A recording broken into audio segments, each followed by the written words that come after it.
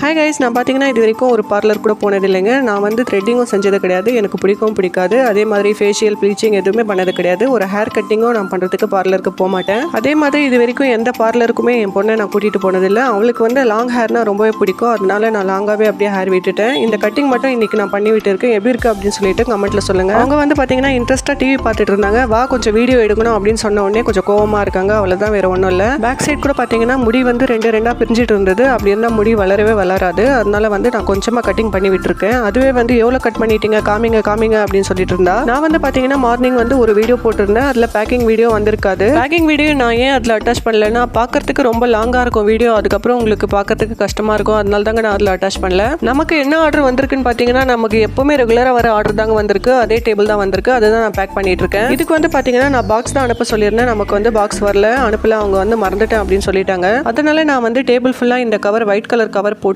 இந்த கவர் பேர் வந்து எனக்கு தெரியல, கொஞ்சம் பஞ்சு மாதிரி இருக்கும், அந்த மாதிரி கவர் போட்டு தான் நான் வந்து ஃபுல்லாக பேக் பண்ணியிருக்கேன். எதுவுமே வந்து டேமேஜ் ஆகாத மாதிரி நான் சைட்லலாம் கொஞ்சம் நிறைய கவர் போட்டு நான் பேக் பண்ணியிருக்கேன். நமக்கு வந்து எதில் பேக் பண்ணுறோம் அப்படின்றது ஒரு விஷயம் கிடையாதுங்க. அது வந்து நல்லா பேக் பண்ணுறோமா, எப்படி பேக் பண்ணுறோம் அப்படின்றது தான் விஷயமே.